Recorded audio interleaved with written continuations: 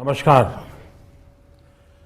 वर्ष 2021 का बजट असाधारण परिस्थितियों के बीच पेश किया गया है।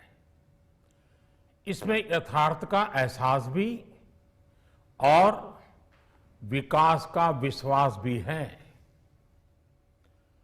कोरोना ने दुनिया में जो प्रभाव पैदा किया, उसने पूरी मानव जाति को हिलाकर रख दिया है। इन परिस्थितियों के बीच आज का बजट भारत के आत्मविश्वास को उजागर करने वाला है और साथ ही दुनिया में एक नया आत्मविश्वास भरने वाला है।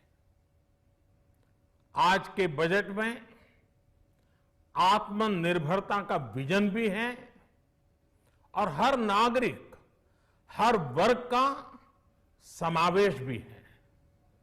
हम इस बजट में जिन सिद्धांतों को लेकर चले हैं वो हैं ग्रोथ के लिए नए अवसरों, नई संभावनाओं का विस्तार करना, युवाओं के लिए नए अवसरों का निर्माण करना, मानव संसाधन को एक नया आयाम देना, इंफ्रास्ट्रक्चर निर्माण के लिए नए नए क्षेत्रों को विकसित करना, आधुनिकता की तरफ आगे बढ़ना, नए सुधार लाना। साथियों, नियमों और प्रक्रियाओं को सरल बनाकर आम लोगों के जीवन में ईज ऑफ लिविंग को बढ़ाने पर इस बजट में जोर दिया गया है।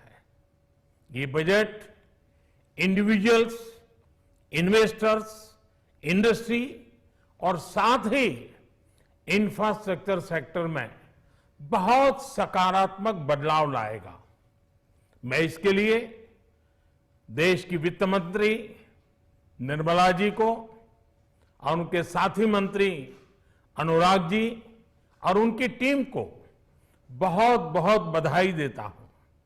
साथियों, ऐसे बजट देखने को कम ही मिलते हैं जिसमें शुरू के 1-2 घंटों में ही इतने सकारात्मक रिस्पांस आए।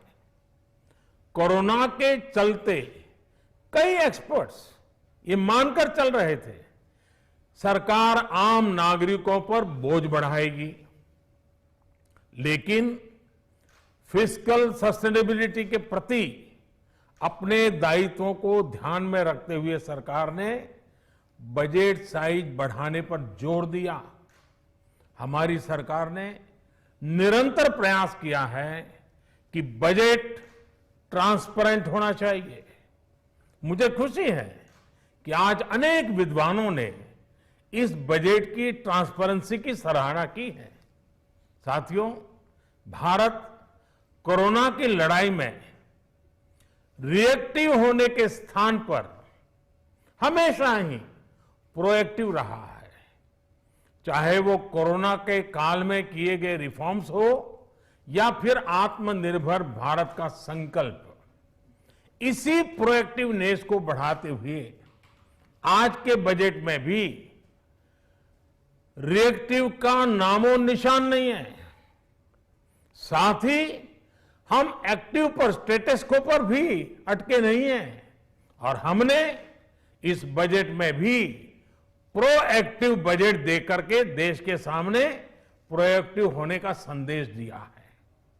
यह बजट उन सेक्टर्स पर विशेष रूप से केंद्रित है जिनसे वेल्थ और वेलनेस दोनों ही तेज गति से बढ़ेंगे, जान भी जहान भी। इसमें एमएसएमईज और इंफ्रास्ट्रक्चर पर विशेष रूप से जोर दिया गया है। इसी तरह ये बजट जिस तरह से हेल्थ केयर पर केंद्रित है वो भी अभूतपूर्व है। ये बजट देश के हर क्षेत्र में विकास यानी ऑल राउंड डेवलपमेंट की बात करता रहता है। खास तौर पर मुझे खुशी है कि इस बजट में दक्षिण के हमारे राज्य, पूर्वोत्तर के हमारे राज्य और उत्तर में लेह लद्दाख जैसे क्षेत्रों में विकास पर विशेष ध्यान दिया है। ये बजट भारत के कोस्टल स्टेट्स जैसे तमिलनाडु, केरल, पश्चिम बंगाल, इनको एक बिजनेस पावर हाउस बनाने की दिशा में एक बड़ा कदम उठाए। नॉर्थ ईस्ट के राज्य जैसे असम के अनएक्सप्लोर्ड पोटेंशियल को टैप करने में बजट बहुत बड़ी मदद करेगा। इस बजट में जिस तरह से रिसर्च एंड इनोवेशन इकोसिस्टम पर बल दिया गया है, जो प्रावधान किए गए हैं, उनसे हमारे युवाओं को ताकत मिलेगी। भारत उज्जवल भविष्य के लिए बहुत ठोस कदम रखेगा। साथियों, देश के सामान्य मानवी का, महिलाओं का जीवन आसान बनाने के लिए उनके स्वास्थ्य, स्वच्छता, पोषण, शुद्ध जल और अवसरों की समानता, इस पर इस बजट में विशेष बल दिया गया है।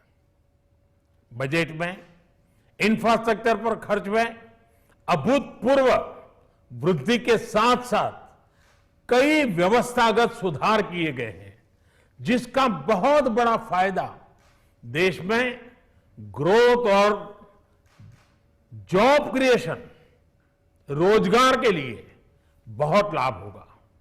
देश में एग्रीकल्चर सेक्टर को मजबूती देने के लिए, किसानों की आय बढ़ाने के लिए इस बजट में बहुत जोर दिया गया है। कई प्रावधान किए गए हैं। एग्रीकल्चर सेक्टर में किसानों को और आसानी से और ज्यादा ऋण मिल सकेगा। देश की मंडियों को यानी एपीएमसी को और मजबूत करने के लिए, सशक्त करने के लिए एग्रीकल्चर इंफ्रास्ट्रक्चर फंड से मदद का प्रावधान किया गया है।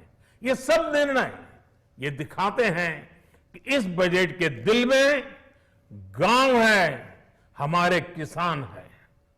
एमएसएमई सेक्टर को गति देने के लिए, रोजगार के अवसर बढ़ाने के लिए इस बार एमएसएमई सेक्टर का बजट भी पिछले साल की तुलना में 2 गुना से ज्यादा कर दिया गया है। साथियों, ये बजट आत्मनिर्भरता के उस रास्ते को लेकर आगे बढ़ा है जिसमें देश के हर नागरिक की प्रगति शामिल है। ये बजट इस दशक की शुरुआत की एक मजबूत नींव रखने वाला बजट है। सभी देशवासियों को आत्मनिर्भर भारत के इस महत्वपूर्ण बजट के लिए मैं बहुत बहुत शुभकामनाएं देता हूं। फिर से एक बार वित्त मंत्री जी और उनकी टीम को बहुत बहुत अभिनंदन करता हूं, धन्यवाद करता हूं।